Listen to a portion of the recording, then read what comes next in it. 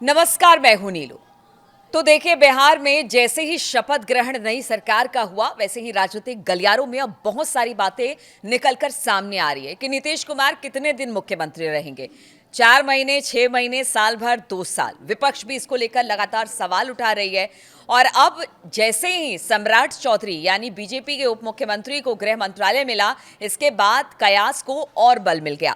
तो बिहार में नीतीश कुमार सरकार में मंत्रियों के विभागों का बंटवारा हो गया और अभी तक गृह मंत्रालय का जिम्मा संभाल रहे सीएम नीतीश ने गृह विभाग अब बीजेपी के हवाले कर दिया है।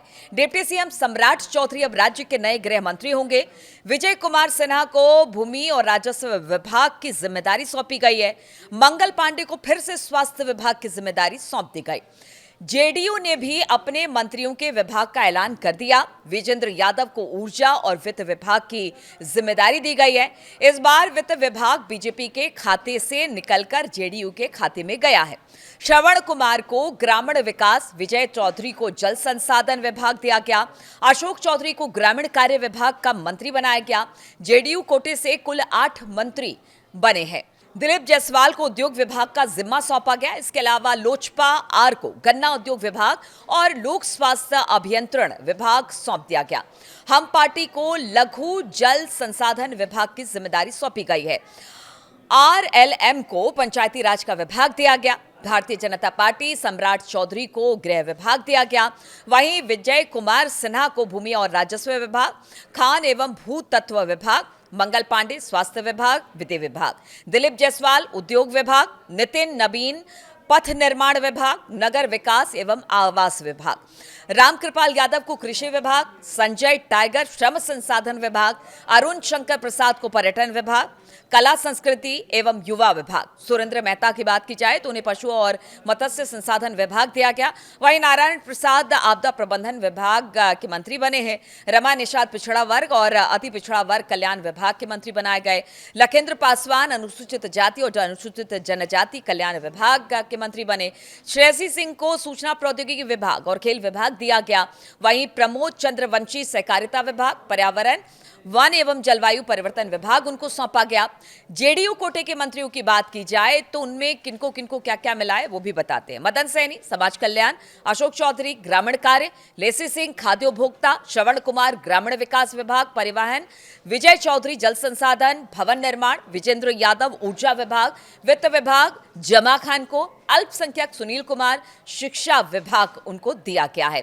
एलजेपीआर से एक बार बता देते हैं आपको किसको क्या क्या मिला है। गन्ना उद्योग विभाग, लोक स्वास्थ्य अभियंत्रण विभाग एलजेपी के खाते में गया है। वहीं पर हम लघु जल संसाधन विभाग उनके खाते में और आरएलएम पंचायती राज विभाग उनको दिया गया। तो बिहार चुनाव में बीजेपी ने जेडीयू से ज्यादा सीटें हासिल की। बिहार विधानसभा चुनाव में बीजेपी ने 89 सीटों पर जीत हासिल की, जबकि जेडीयू 85 सीटें जीत कर लेकर आई है। लोजपा रामविलास को 19 सीटें मिली और अन्य सहयोगी दलों ने भी अच्छा प्रदर्शन किया। ज्यादा सीटें जीतने के बाद भी बीजेपी की नजर गृह विभाग पर थी, क्योंकि देखिए, बड़े दिनों से जो बीजेपी के कार्यकर्ता चाहते थे कि अब बीजेपी का कोई मुख्यमंत्री बने, अब ऐसे में समीकरण कुछ ऐसे बैठे कि बीजेपी ने अपना मुख्यमंत्री तो नहीं बनाया, लेकिन कहीं ना कहीं उसकी नजर गृह मंत्रालय पे थी। और हुआ भी ऐसा, जब मंत्रिमंडल में जितने लोगों का शपथ ग्रहण हो गया और बंटवारे की बात आई तो तुरंत बीजेपी ने गृह मंत्रालय अपने पास रखा और सम्राट चौधरी अब गृह मंत्री बना दिए गए हैं। अंदर खाने ये बात सामने आ रही है कि बीजेपी गृह विभाग से नीचे नहीं मानने वाली थी और इसीलिए जो अब तक नीतीश कुमार के पास गृह मंत्रालय रहा, आखिरकार उन्हें गृह विभाग बीजेपी को देना पड़ा। सम्राट चौधरी राज्य के नए गृह मंत्री बना दिए गए। स्वास्थ्य विभाग भी बीजेपी के पाले में चला गया। लेकिन बात यही हो रही है कि देखिए, नीतीश कुमार जिस तरह से जब ओथ ले रहे थे नीतीश कुमार, उस दौरान उनको बोलने में दिक्कत आ रही थी। जिस स्वास्थ्य का हवाला बार बार दिया जाता है कि शारीरिक रूप से स्वस्थ नहीं है, क्या अब उस पर मुहर लगती दिखाई दे रही है। और बार बार सवाल उठ रहे हैं कि जिस तरह से बड़े बड़े विभाग को बीजेपी ने अपने पास रखा है, वैसे में कितने दिन नीतीश कुमार इस मुख्यमंत्री की कुर्सी पर रहते हैं। क्या आगे आने वाले समय में समीकरण बदलेंगे? विपक्ष तो ये भी कह रहा है कि देखिए, अभी कुछ दिन ये रुकेंगे, बंगाल इलेक्शन के बाद नीतीश कुमार को हटाने की बात हो रही है कि उनको सीएम कुर्सी से हटा दिया जाएगा। और जिस तरह से मंत्रिमंडल का बंटवारा हुआ है, उसको लेकर भी अब चर्चा बेहद गर्म है।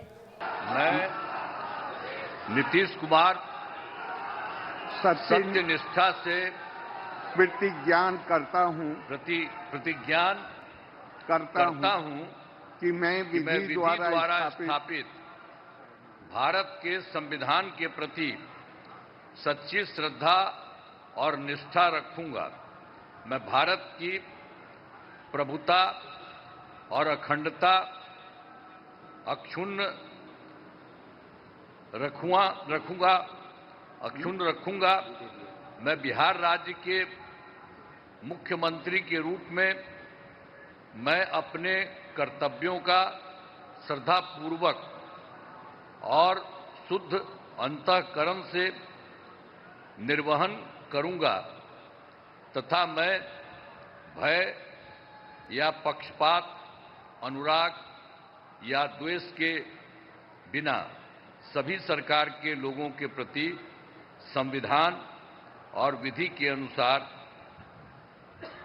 न्याय करूंगा। मैं नीतीश कुमार सत्यनिष्ठा से प्रतिज्ञान करता हूं कि जो विषय बिहार राज्य के मुख्यमंत्री के रूप में मेरे विचार के लिए लाया जाएगा अथवा मुझे ज्ञात होगा, उसे किसी व्यक्ति या व्यक्तियों को तब से सिवाय जबकि ऐसे मुख्यमंत्री के रूप में अनेक कर्तव्यों के सम्यक और निर्वहन के लिए ऐसा करना अपेक्षित हो, मैं प्रत्यक्ष अथवा अप्रत्यक्ष रूप से संसूचित या प्रकट नहीं करूंगा। धन्यवाद। बधाई।